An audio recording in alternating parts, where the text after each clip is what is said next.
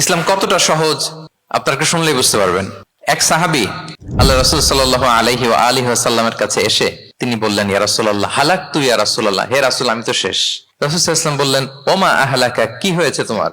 তো সে বলে, ওয়াকাআতু আলা ইমরাআতি ফি রমাদান, আমি তো রমজান মাসের দিনের বেলায় আমার স্ত্রীর সাথে মেলামেশা করে ফেলছি, একেবারে ফাইনাল মেলামেশা, আমার সিমেন আউট হয়ে গেছে বডি থেকে। এজন্য সে অস্থির হয়ে রাসূল সাল্লাল্লাহু আলাইহি ওয়াসাল্লামের কাছে আসলেন, ইয়া রাসূলুল্লাহ আমি তো শেষ, আমারে বাঁচান, আমারে বাঁচান।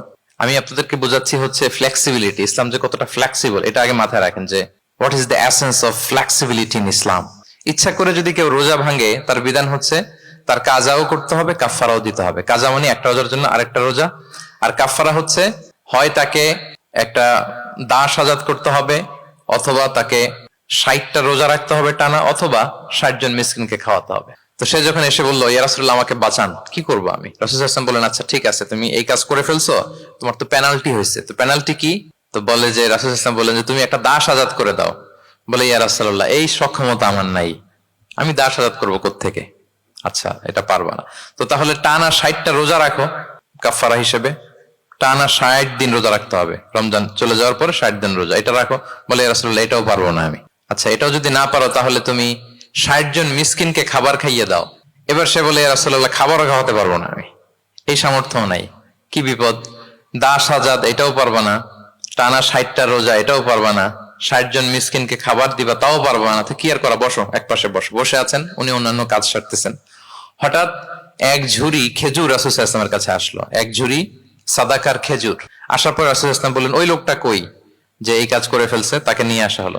রাসূল সাল্লাল্লাহু আলাইহি ওয়াসাল্লাম বললেন, যাও, দাসও আজাদ করতে পারবা না, 60টা রোজাও রাখতে পারবা না, 60 জন মিসকিনকে খাবারও দিতে পারবো না, তাহলে এক ঝুড়ি খেজুর আমার দরবারে আসছে, চ্যারিটির সাদাকার খেজুর, যাও এগুলো গরিবদের মাঝে বিতরণ করে দাও, তাসাদ্দাক বিহা ফিল মাদিনা, মদিনায় বিতরণ করে দাও।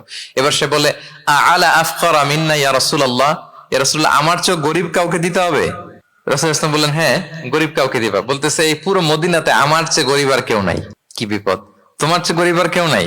বলতেছে, আমি সবচাইতে মদিনায় গরিব। বলতেছে, তাহলে কি আর করবো? নিয়ে যাও বাসায়, তুমি আর তোমার ফ্যামিলির সবাই মিলে এটা খাও।